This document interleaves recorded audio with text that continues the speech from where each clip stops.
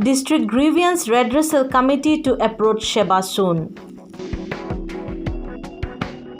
Following the appeals from the students of several schools who were marked fail in the recently declared HSLC result, the District Grievance Redressal Committee will approach Sheba for allowing the students grace marks or to allow for compartmental exam from the subjects informed. Sri Titi Daulagufu, Chairman, District Grievance Redressal Committee, today.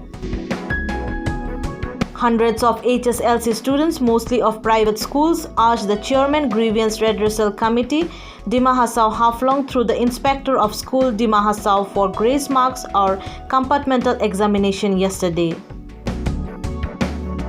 Chairman Daulagufu said he has held a meeting today with the committee members and instructed for re-verification at the local level. Also decided to hold another meeting day after tomorrow and approach the Sheba with the proposal of allowing the students grace mark or to allow compartmental exam for the subjects considering the pandemic situation. Private school का उसके बारे में as grievance redressal cell का chairman के हिसाब से आज हम लोग यहाँ मीटिंग किया है. All members were present in the meeting और हम लोग कुछ डिसीजंस लिया है. नंबर 1 डिसीजन है कि वो जितना जो फेल हुआ स्टूडेंट्स 1 मार्क के लिए 2 मार्क के लिए ऐसा बहुत है, तो उन लोगों का हम लोगों री-वेरिफिकेशन करेगा at the local level and if we get any sort of anomalies will inform the SEBA. Number 1 वो है.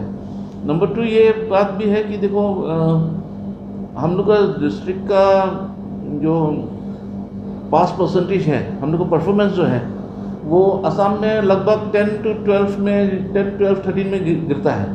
और ऑल दिस ईयर्स हम लोग का पास परसेंटेज को अच्छा करके रखा है प्राइवेट स्कूल से, और इस बार देखा है प्राइवेट स्कूल का ही स्टूडेंट ज़्यादा फेल हुआ है. तो इसलिए से हम लोग को प्राइमा फेस ही लगता है कि उसमें थोड़ा मिसअंडरस्टैंडिंग हुआ होगा, क्योंकि मार्क्स जो दिया वो स्कूल से दिया है, तो मे बी उन लोगों ने अच्छा से समझा नहीं, कुछ नहीं, ऐसा भी हो सकता है. तो ये सब फिर सब चेक करने के लिए हम लोग बोला है और अभी चेक होता है, वेरिफिकेशन हो रहा है.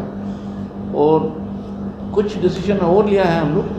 एक तो है कि देखो कोविड सिचुएशन है, ऐसा सिचुएशन में आदमी लोग ऑनलाइन में भी एग्ज़ाम दिया है, क्लासेस नहीं किया है. इसलिए से हम लोग जितना हो सकता है स्टूडेंट्स को मदद करना है, क्योंकि अगर वो हम लोग का लेवल में है तो हम लोग ज़रूर मदद करना है, क्योंकि ऐसा बहुत कम हुआ है, ऐसा कभी नहीं हुआ है कि ऐसा सिचुएशन में कोई एग्ज़ाम देना पड़ा. और ऐसा सिचुएशन में एग्ज़ाम दे के अभी उन लोगों का 1 साल लॉस होना बहुत बड़ा बात हो जाएगा. तो इसके लिए भी हम लोगों ने जितना सकता है मदद करने के लिए हम लोग डिसीजन लिया है. और सेबा से हम लोग और एक रिक्वेस्ट भी करेगा, क्योंकि सेबा का अभी का गाइडलाइंस हमको बताया गया है कि जो कंपार्टमेंटल देगा, जो वो कंपार्टमेंटल नहीं, वो रीटेस्ट होगा ऑल सब्जेक्ट्स. जितना भी सब्जेक्ट्स है सब सब्जेक्ट्स में एग्ज़ाम्स देना पड़ेगा.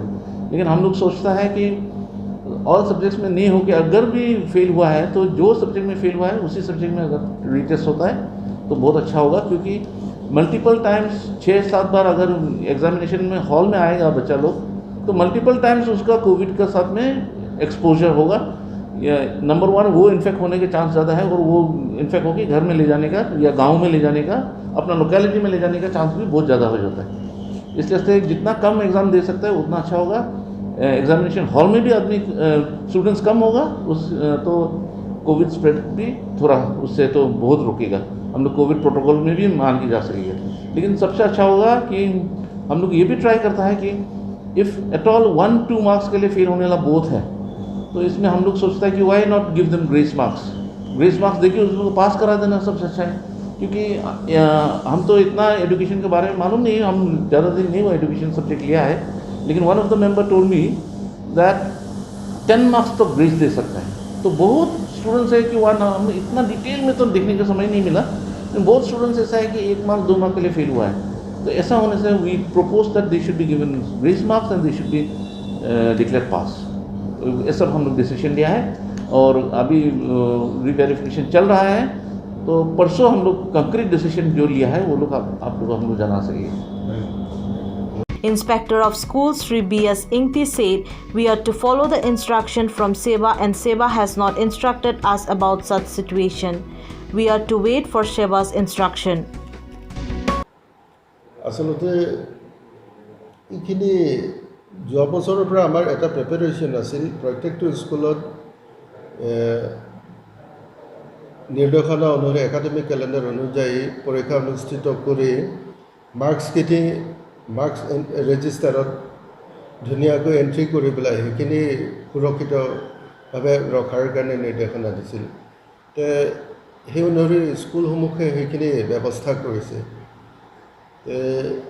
এতিয়া দেখিছোঁ এইবাৰ সেবাৰ নিৰ্দেশনা অনুযায়ী ইভালুৱেশ্যনত ঠিক স্কুলসমূহে হয়তো সেই ধৰণে আগত যিখিনি তাতে মাৰ্কছখিনি